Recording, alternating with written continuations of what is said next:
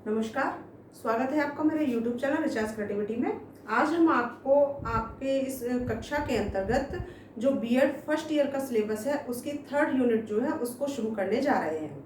2 unit मैं आपको पहले करा चुकी हूँ और आज हमारी ये तीसरी यूनिट है और मैंने हर यूनिट में केवल उन्हीं क्वेश्चंस को रखा है, उन्हीं टॉपिक को रखा है जो हमारे एग्जाम्स में आने की संभावना है। तो यहाँ पर जो आज हमने ली है वो हमारी एक अहम भूमिका निभाती है ये वाली यूनिट, और ये थोड़ी सी हमारी लंबी भी है। इसमें कुछ पॉइंट्स ऐसे दे रखे हैं जो कि अलग अलग देने के आधार से हमारे बताए जाएंगे, लेकिन मैं उसको भी एक शॉर्ट रूप में रखने की कोशिश करूंगी और ज़्यादा से ज़्यादा उसको समझाने की कोशिश करती हूँ। तो आज चलिए हम शुरू करते हैं अपनी थर्ड यूनिट। हम यहाँ पर ये देख रहे हैं कि बीएड फर्स्ट ईयर का ये पेपर नंबर 104 और यूनिट इसकी थर्ड है, और इसके अंदर जो टॉपिक है वो है आत्म विकास कौशल एवं जीवन कौशल। तो आत्म विकास कौशल जो है वो और जीवन कौशल क्या है उसी से हम परिचित कराने जा रहे हैं। तो जिसमें सबसे पहला जो हमने पॉइंट लिया है वो ये है कि आत्म विकास की क्रियाएं। आत्म विकास की सबसे पहले तो हम ये जानते हैं कि आत्म विकास है क्या। आत्म का मतलब स्वयं से परिचित होना और विकास यानी कि बढ़ोतरी। जब हम स्वयं से परिचित होकर के आगे विकसित होते हैं तो वो आत्म विकास कौशल कहलाता है। कौशल से मतलब किसी ऐसी नई तकनीकी के माध्यम से, वो हमारी युक्तियां होती हैं कि किस युक्ति के माध्यम से हमने स्वयं का कौशल किया, स्वयं की कैपेसिटी को जानते हुए। तो वहां पर कि हमारे अंदर कितनी क्षमता है, हम कितना आगे जा सकते हैं या क्या कर सकते हैं, वो हमारी अपनी कैपेसिटी होती है। उसके अकॉर्डिंग हम उस चीज को पहचानते हैं, तो वो हमारा आत्म विकास होता है। अब यहाँ पर उसकी कौन कौन सी ऐसी क्रियाएं होती हैं, उन क्रियाओं को हम यहाँ पर देखते हैं। 14 क्रिया इसके अंतर्गत बताई गई हैं। जैसे आत्म जागरूक बढ़ाना। आत्म जागरूक बढ़ाना, आत्म जागरूक यानी कि एक हमारी ऐसी स्वयं को जानना, हम क्या हैं, क्या कर सकते हैं। तो उस चीज को जागरूकता, यानी जागरूकता का नाम दूसरा यही देख सकते हैं कि वो विकसित करने के लिए होता है। हमेशा जागरूक होना, सबसे पहले स्वयं से परिचित होना कि आखिर हम हैं क्या। कभी कभी हम सभी सोचते हैं कि हम इस पृथ्वी पर आए हैं तो क्यों आए हैं, क्या है हमारा उद्देश्य, क्या है हमारे जीवन का उद्देश्य, क्या है। तो उस उद्देश्य को जब पहचानते हैं तो वो एक जागरूक होने की क्रिया है, तभी हम आगे बढ़ने के लिए प्रेरित हो सकते हैं। तो वो स्वयं को पहचानना, स्वयं को एक ऐसी चीज से परिचित कराना कि हम ये चीज है, हम इस चीज के लिए आए हैं, हमारा उद्देश्य ये, हमारा एम ये है। तो वहां स्वयं को जागरूक करना यानी स्वयं को समझना। तो वहां जब स्वयं को समझ जाते हैं तो वो हमारी एक जागरूक होने की एक ऐसी क्रिया है जहां पर हम स्वयं से ही परिचित होते हैं। फिर दूसरा आता है यहाँ पर आत्मज्ञान बढ़ाना। आत्मज्ञान, जब परिचित हो जाते हैं तो वहां पर हमें आत्मज्ञान, एक ऐसा स्वयं को समझकर और स्वयं को ही विकसित करने की जो क्रिया होती है वो यहाँ पर होता है आत्मज्ञान। आत्म मतलब स्वयं, ज्ञान मतलब एक ऐसी प्रक्रिया जिसके माध्यम से हमने सोचने की, समझने की एक शक्ति हमारे अंदर जो प्रज्वलित होती है, उससे हम जब स्वयं को जानते हैं तो वहाँ वो एक जो ज्योति हमारे अंदर जलती है वो ज्ञान का एक प्रकाश होता है। प्रकाश पुंज हमारे जीवन को एक ऐसी नई दृष्टि की ओर लेकर के जाता है, नई गति की ओर लेकर के जाता है ज्ञान, कि जहाँ पर हम विकसित ही होते चलते हैं। तो वो आत्मज्ञान है, जब स्वयं को समझते हुए, अपने आप से परिचित करते हुए अपने ज्ञान में वृद्धि करना, अपनी शक्ति, ज्ञान का दूसरा नाम है शक्ति, अपनी शक्ति को पहचानना। तो वहां पर हमारा होता है आत्मज्ञान, तो उसको विकसित करना। फिर देखते हैं हम यहाँ पर कि तीसरा है कौशलों का विकास व नए कौशलों को सीखना। जब हम आत्मज्ञान से और आत्म जागरूकता अपने अंदर उत्पन्न कर लेते हैं तो एक नए कौशल को यहाँ पर हम देखते हैं, कौशलों का जो विकास होता चला जाता है जीवन की ओर, तो वहां पर हमें कुछ कौशलों को, नए कौशलों को सीखना होता है। जब हम स्वयं से साक्षात्कार कर लेते हैं तो वहां जीवन उपयोगी जो हमारे कौशल है कि किस समय पर किस चीज की हमें आवश्यकता है, कैसी समस्या है, उससे कैसा समाधान निकाला जा सकता है, तो वो प्रक्रिया जो है हमें नए कौशलों की तरफ प्रेरित करती है ताकि हमारा जीवन जो है वो सुखद रूप से सफल हो सके। फिर देखते हैं हम यहाँ पर आत्मविश्वास को बढ़ाना। जब हम अपने ऊपर विश्वास करते हैं तो निश्चित तौर से हम सफलता की सीढ़ी पर कदम रखते चलते हैं, क्योंकि जब स्वयं के ऊपर विश्वास होता है तो व्यक्ति हर कुछ कर सकता है। आप खुद ही सोचिए, जब एवरेस्ट की चोटी जब किसी ने पहली बार करने की सोची होगी तो उसके अंदर एक दृढ़ विश्वास आया होगा कि मैं ये करूंगा। जब या करूंगी। तो इस तरीके से जब एक विश्वास उसके अंदर आया तब वो हर कदम को आगे बढ़ाने में फिर वो उसके अंदर एक निडरता आती चली जाती है। वो किसी से नहीं डरता, कितनी भी समस्याएं मुझे यहाँ करना है, उससे फेस टू फेस करना है, समस्याएं कितनी भी आएंगी। तो वहां उसके अंदर एक दृढ़ विश्वास होता है, उस विश्वास की वजह से ही वो अपने आप को आगे बढ़ाता चला जाता है। फिर देखते हैं योग्यताओं व क्षमताओं को बढ़ाना। योग्यताओं, जब व्यक्ति के अंदर इतनी कैपेसिटी होती है कि वो उसको अपनी जो भी हमारी एलिजिबिलिटी होती है उन सबको आगे बढ़ाने की जब वो कोशिश करता है, क्योंकि वो कब कोशिश करता है, जब वो स्वयं से परिचित हो जाता है, दृढ़ विश्वास उसके अंतर्गत आ जाता है, उसके अंदर समाहित हो जाता है कि मुझे ये करना है। तो वो अपनी जो अंदर की योग्यताएं हैं उससे परिचित होने के बाद अपनी कैपेसिटी को देखता है कि मेरे अंदर ये क्षमता है और मैं कितना कर सकता हूँ। तो उस चीज को वो देखने के बाद ही आगे बढ़ता है। तो वो एक दृढ़ संकल्प होता है और उस दृढ़ संकल्प के माध्यम से ही वो अपनी योग्यता को पहचानता है और योग्यता को पहचानने के बाद वो आगे बढ़ता है। तो ये हमारे एक यहाँ पर आत्म विकास की जो है वो क्रियाओं के अंतर्गत हमारी ये क्षमताओं का बढ़ाना हो गया। अब छठा आता है आध्यात्मिक विकास। आध्यात्मिक विकास वो है, मनुष्य जीवन जीता है, यहाँ पर दो प्रकार के जीवन होते हैं, लौकिक और पारलौकिक। लौकिक के अंतर्गत सांसारिक जीवन होता है, पारलौकिक के अंतर्गत आध्यात्मिक जीवन आता है।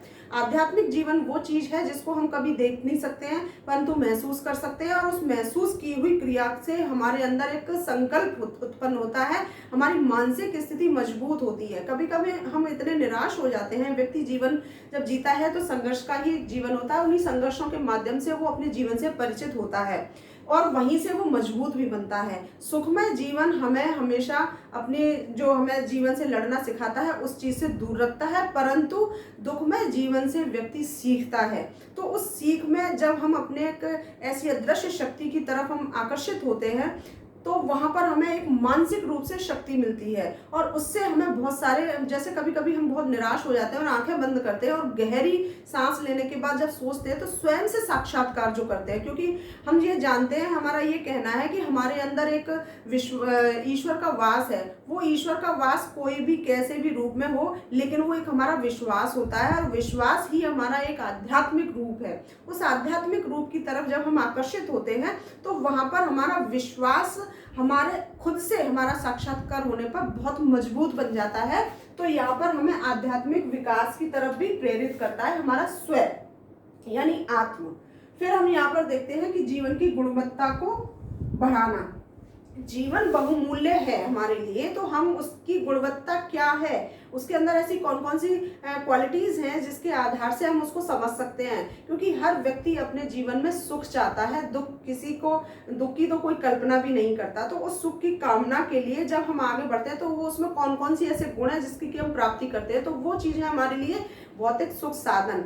और साथ ही साथ कुछ लोगों ने इसको दो पक्षों में रखा है, भौतिक सुख साधन के अलावा कुछ आध्यात्मिक एक पक्ष भी रखा है। तो कोई आध्यात्मिक पक्ष की तरफ अपना रुख करता है और कोई अपनी भौतिक साधनों की तरफ रुख करता है। तो यहाँ पर जब अपने अपने क्षमता अनुसार व्यक्ति जब आगे बढ़ने की कोशिश करता है तो वहां पर अपना वो जो है जीवन की जो गुणवत्ता है वो अपने अनुरूप, अपनी मानसिकता के अनुरूप उसको समझता है और समझने के आधार पर ही उसको क्रियाएं करता है, क्योंकि वहां उसका स्वयं जो है वो उसको प्रेरित करता है आगे बढ़ने के लिए, चाहे वो सुख सुविधाएं वाला जीवन हो चाहे वो आध्यात्मिक वाला जीवन हो।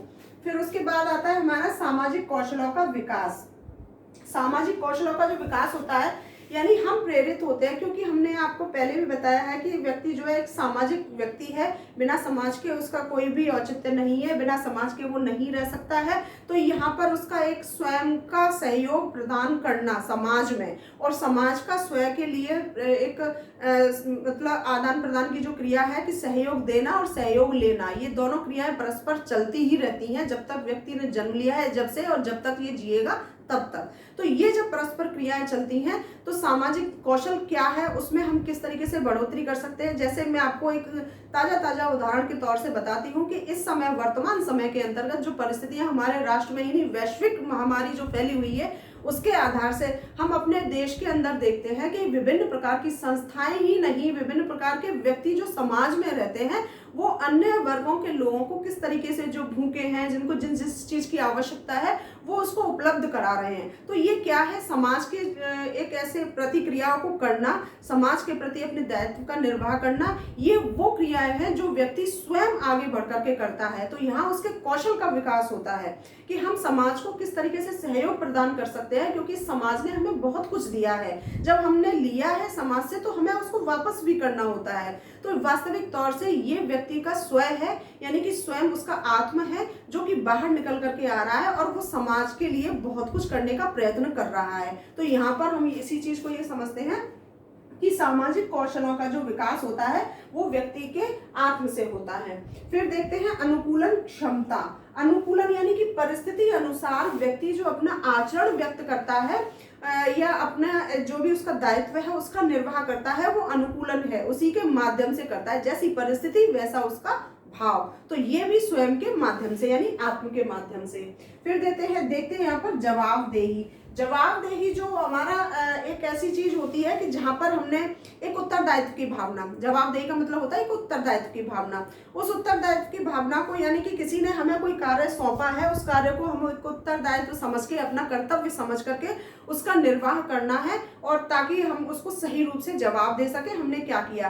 कभी कभी ये हमारे दो तरह से होते हैं, होते तो कई तरह से, लेकिन मुख्य रूप से दो तरह की से होते हैं ये, एक शाब्दिक और अशाब्दिक। वो क्यों? क्योंकि शाब्दिक तौर से हम व्यक्त कर सकते हैं इस चीज को कि हमने ये, आप हमसे कोई प्रश्न पूछा तो हमसे कहा जवाब दो, तो वो एक जवाब दो, ये आंसर यानी हमारा हो गया एक ऐसा उत्तर जो कि हमने शब्दों के माध्यम से किया। एक होता है अशाब्दिक, जिसको कि हम अपने कर्म के आधार पर इसका उत्तर देते हैं, जिसमें बिल्कुल मौन रूप से होता है।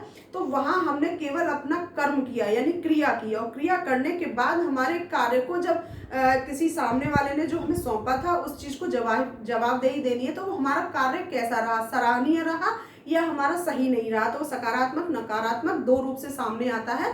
तो वो हमारा एक जवाबदेही होता है। तो वहां पर एक उत्तरदायित्व की भावना होती है जवाबदेही के अंतर्गत। इस पॉइंट को मैं क्लियर करूंगी आपको, ये 2-3 पॉइंट ऐसे हैं जिसमें अंतर बताऊंगी, तो वो पॉइंट हमारा बिल्कुल अलग आएगा, क्योंकि ये कुछ पॉइंट्स ऐसे हैं जैसे प्रबंध कौशल हुआ, जवाबदेही हुआ, अनुकूलन हुआ। तो इस तरीके से कुछ छोटे छोटे पॉइंट्स हैं जो हमारे संक्षिप्त उत्तर के अंतर्गत आ सकते हैं, जो प्रश्नों के आधार पर आ सकता है। तो उसको मैं अगली वीडियो में बताने की पूरी कोशिश करूंगी।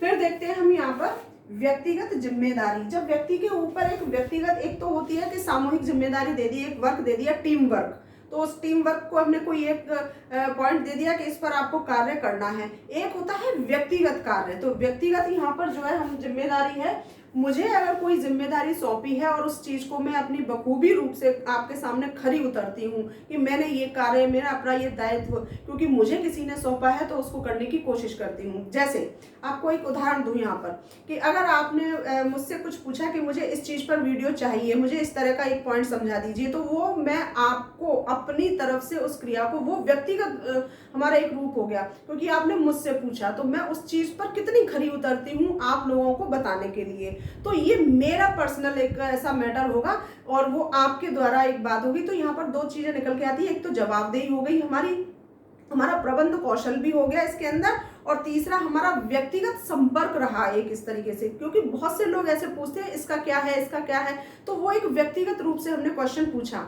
तो यहाँ जैसे एक और छोटा सा उदाहरण दूं, कक्षा के अंदर विभिन्न प्रकार के जब बालक होते हैं, लेकिन किसी बच्चे के लिए कोई एक शिक्षक प्रमुख होता है, तो किसी शिक्षक के लिए भी कोई बच्चा वहां पर प्रमुख हो सकता है। अब उस प्रमुख में वो व्यक्तिगतता आ जाती है और वहां पर हम बहुत सारी क्रियाएं या अपने दायित्व इस तरीके से निर्वाह करते हैं जो कि एक व्यक्तिगत लेवल पर होता है। तो यहाँ पर जो है हम एक व्यक्तिगत जिम्मेदारी है, वो कुछ भी, आपको ये जिम्मेदारी बखूबी निभानी है, आपको ये कार्य सौंपा जा रहा है, आपको ये चार्ज दिया जा रहा है, आप किस तरीके से करते हैं, तो ये व्यक्तिगत जिम्मेदारी के अंतर्गत आती है। तो ये स्वयं के माध्यम से, क्योंकि यहाँ व्यक्ति स्वयं ये सोचता है कि मेरे ऊपर जब इतनी सारी जिम्मेदारी डाली है तो कहीं ऐसा ना हो कि मैं इसमें असफल हो जाऊं। तो वहां उसकी जो आत्म चेतना है वो जागृत होती है, और जागृत होने के बाद व्यक्ति उसको बखूबी करने की कोशिश करता है। तो ये व्यक्तिगत जिम्मेदारी हो गई। फिर देखते हैं यहाँ पर प्रबंधन कौशल। प्रबंधन कौशल में जैसे अभी मैंने आपको बताया था 3-4 पॉइंट ऐसे हैं जिनको मैं आपको इकट्ठा करने की कोशिश करूंगी, क्योंकि बहुत छोटे छोटे हैं और संक्षिप्त प्रश्न के अंतर्गत ये आते हैं हमारे लघु उत्तरीय प्रश्न के अंतर्गत। तो उस चीज में मैं आपको उनको बताऊंगी। प्रबंधन कौशल एक ऐसा होता है कि जैसे किसी कार्य का नियोजन किया जाए, संगठन किया जाए, या निर्देशन या नियंत्रण, इत्यादि कुछ इस तरह की क्रियाएं होती हैं इसके अंदर कि जो मैनेजमेंट होता है, हम उस चीज़ का उसको कितने अच्छे से, कितने बखूबी हम उस चीज़ का निर्वाह कर सकते हैं। तो वहाँ पर भी स्वयं के आधार पर, जैसे अभी बताया था कि व्यक्तिगत जो जिम्मेदारी होती है उसके आधार पर, यानी हमने एक कार्य को दिया और उस कार्य का उन्होंने प्रबंध कैसे किया, इसमें किस किस चीज़ की आवश्यकता थी, उन्होंने किसी और का सहयोग लिया तो किस तरीके से, ये उसकी जिम्मेदारी है जिसको भी सौंपा है। तो ये एक ऐसी व्यवस्था का निर्माण करना है जिसमें व्यक्ति का जो है आत्म जो है वो बाहर निकल करके आता है। फिर इसके बाद हम देखते हैं कि मानव संबंधित कौशल। मानव संबंधित कौशल वो होते हैं जो मानव से जुड़ी हुई क्रियाओं को मानव के ही एक सहायक सिद्ध हो। जैसे मानव की हर क्रिया जो है वो किसी न किसी अपने लिए न हो, अपने साथ साथ दूसरे व्यक्तियों के लिए, समाज के लिए, राष्ट्र के लिए, समुदाय के लिए, विभिन्न प्रकार के जीवों के लिए, सबके प्रति हो। तो यहाँ पर उसके अंदर मानव संबंधित जो कौशल है उसके अंदर वो भाव उत्पन्न होना जिससे कि वो किसी को सहयोग प्रदान कर सके, और वो सहयोग तभी प्रदान हो सकता है जब उसका स्वयं का आत्म जो है वो जागृत अवस्था में होता है। फिर यहाँ पर फीलिंग्स होती हैं। फिर उसमें देखते हैं भावनात्मक कौशल। भावनात्मक यानी वो फीलिंग्स हमारी, यहाँ पर हम हर जीव के प्रति, क्योंकि विभिन्न प्रकार के जीव ऐसे हैं जो हमारे चारों तरफ हमारे रहते हैं, हमारे आसपास के वातावरण में वो भी हमारे जैसे ही रहते हैं, वो भी सांस लेते हैं, वो भी खाना खाते हैं, वो भी पानी पीते हैं, उनके भी विचार होते हैं। अगर हमने किसी मूक पशु पक्षी के ऊपर अगर एक स्नेह रूप उसको वातावरण दिया, उसको खाने पीने का इंतजाम किया, तो वो हमसे परिचित हो जाता है। बस इतना अंतर होता है कि वो हमसे बोल नहीं सकता, परंतु हमारी बात को वो आसानी से समझता है और तभी हमारे दरवाजे पर वो आता है। तो इस चीज, ये एक भावनात्मक कौशल है। तो हमें उसके प्रति समर्पित भाव रखना है। ये कौशल हमारा स्वयं के तरफ होता है। अगर मान के चलो कि हम रास्ते में जा रहे हैं और कोई भी जानवर हो सकता है, वो कुत्ता भी हो सकता है, गाय भी हो सकती है, या कोई भी पशु पक्षी हो सकता है जो घायल अवस्था में है, अगर हमने उसकी मदद कर दी तो वो भी हमारे प्रति एकदम एक, उनकी नज़रों में अगर हम देखते हैं तो एक सहानुभूति होती है। तो एक व्यक्ति के अंतर्गत अगर मानवीय क्षमता है उसके अंदर, उसका आत्म जागृत अवस्था में है, तो वो उसके प्रति संवेदनशील होता है, उसकी सहायता करता है। तो ये सारी चीजें हमारे एक आत्म के माध्यम से जागृत होती हैं, तब हम इस व्यवहार को करते हैं। तो ये तो आत्म विकास का एक, यहाँ देखते हैं कि कुछ क्रियाएं थी जिसके माध्यम से हमने ये देखा कि आत्म विकास है क्या, और उसमें ऐसी कौन सी क्रियाएं आती हैं जिसकी वजह से कि हमारा आत्म जो है वो जागृत हो पाता है। अब हम इसको ये देखते हैं कि आत्मविश्वास के सिद्धांत कौन से हैं। तो इसका ऑब्जेक्टिव क्वेश्चन है हमारा, आत्म विकास के जो दो हमारे सिद्धांत हैं, और ये दोनों ही प्रमुख रूप से हैं। ये शॉर्ट में भी आ सकता है और ऑब्जेक्टिव में भी आ सकता है, लॉन्ग में भी आ सकता है। तो मैं आपको बता देती हूँ इसमें। पहला तो इसका होता है दर्पण रूप, जो कि कूले के द्वारा दिया था 1902 में, ये हमारा ऑब्जेक्टिव है। और दूसरा है मीड का सिद्धांत, ये भी हमारा एक क्वेश्चन है और ये शॉर्ट रूप में अक्सर आ जाता है। तो ये तो मीड का रहा आत्मविश्वास के सिद्धांत में, और एक रहा दर्पण रूप यानी कूले के द्वारा प्रतिपादित 1902 में जो सिद्धांत दिया था उसको कहा जाता है दर्पण रूप। अब इसके अंदर क्या होता है, यहाँ पर वैसे मैं आपको बताऊंगी, लेकिन यहाँ लिख दिया है कि जब भी आपको आवश्यकता पड़े आप अपनी नोटबुक में जो नोट्स बना रहे हो, वीडियो को रोकिए और वहां पर इसको उतार लीजिए तुरंत। तो यहाँ पर इस तरीके से ये दे रखा है कि दर्पण रूप में क्या होता है कि एक बालक होता है जो वो अपनी उम्र के अकॉर्डिंग दर्पण में स्वयं को देखकर यह महसूस करना कि दूसरे उसके बारे में क्या समझते हैं अथवा वह लोगों को कैसा लगता है। तो यहाँ वह स्वयं के आत्म को जगाकर अपना विश्वास जगाता है, यानी कि वो दर्पण में ये देखता है। आपने देखा भी होगा कि छोटे छोटे जो बच्चे होते हैं वहां पर वो कभी शीशे के सामने खड़े हो जाते हैं और विभिन्न प्रकार की मुद्राएं बनाते हैं।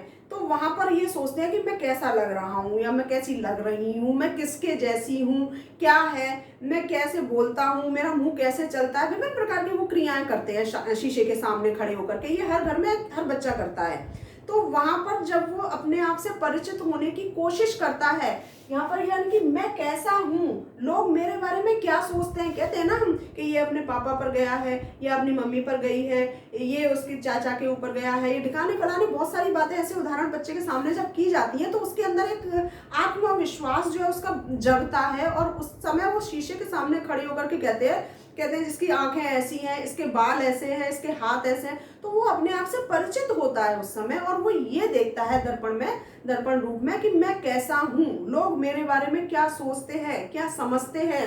तो वो सारी चीजें जब देखते हैं तो यहाँ पर स्वयं के आत्म को जगाकर उसके अंदर ये विश्वास अपने अंदर जगाता है कि अच्छा तो मैं ऐसा हूँ। तो वो एक दर्पण रूप हो गया जो कि कूले ने दिया है 1902 में। अब हम देखते हैं मीड का सिद्धांत। मीड के सिद्धांत में इन्होंने ये भी हमारा एक ऑब्जेक्टिव क्वेश्चन है, इसमें मैं और मुझे इनका इन्होंने एक विस्तार सिद्धांत दिया है कि यहाँ पर मीड ने मैं और मुझे का सिद्धांत दिया है। यहाँ व्यक्ति दूसरों को देखकर अपने अंदर उनकी भूमिकाओं को ग्रहण करना आरंभ कर देता है। यहाँ मैं का प्रयोग जो कार्य कर रहा है तथा मुझे का प्रयोग अन्य व्यक्तियों द्वारा की जाने वाली क्रियाओं को ग्रहण करने के लिए किया जाता है। यानी कि यहाँ पर जो मीड ने कहा है, यहाँ पर मैं और मुझे इसका सिद्धांत दिया है। मैं से यहाँ पर तात्पर्य ये बताया है कि उसके अंदर की जो भूमिका है उसको ग्रहण कर लेता है। मैं का प्रयोग जो कार्य कर रहा है, यानी मैं अगर कार्य कर रही हूँ तो वो मैं हूँ, यहाँ पर मैं कार्य कर रही हूँ। अब यहाँ पर मुझे का तात्पर्य है यानी अन्य व्यक्तियों को देख करके। जैसे आपने ये भी देखा होगा कि विभिन्न प्रकार के लोग हैं, विभिन्न प्रकार के जो हमारे एक्टर एक्ट्रेस जो है उनकी नकल करते हैं। तो यहाँ व्यक्ति तो वो है जो नकल कर रहा है और मुझे वो है जो जैसे जिसकी वो एक्टिंग कर रहा है, उसके कैरेक्टर को अपने अंदर ढालने की, उनके हाव भाव को अपने अंदर डालने की कोशिश करना मुझे कहलाता है। और मैं यानी स्वयं अपने अंदर ढाल रहा हूँ, मुझे यानी उसको देख कर। तो इस चीज को यहाँ पर रखा है, क्यों? क्योंकि हम उनसे विभिन्न प्रकार के लोगों से परिचित होते हैं। जैसे अब यहाँ पर दर्पण को अगर हम देखते हैं तो हमने बचपन में बहुत सी चीजें ऐसी देखी हैं, हमने खुद भी की होंगी, की है शायद, लेकिन हमारे घर में जैसे छोटी लड़कियां होती हैं वो साड़ी पहनती हैं, वो अपनी मम्मी की नकल कर लें, चाची की नकल कर लें, बुआ की नकल कर लें, दादी की नकल कर लें, किसी की भी नकल कर लें। तो वहां पर उनके अंदर आता है मैं, यानी कि मुझे करना है किसका? वो अपने घर के परिवार का कोई भी सदस्य हो सकता है, उसकी नकल को करना, यानी उस कैरेक्टर को अपने अंदर ढालना। तो वो मुझे हो गया क्योंकि मैं उनकी जैसी दिखना चाहती हूँ, ये चीज उनके अंदर भाव आया।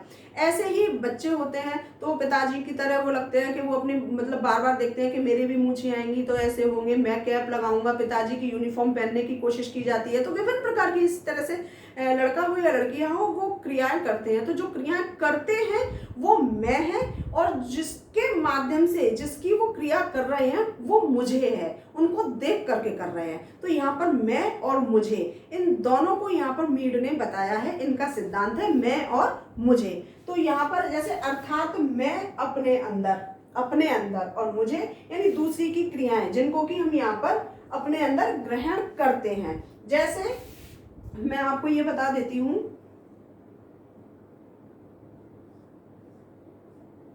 एक ये हो गया और एक ये हो गया।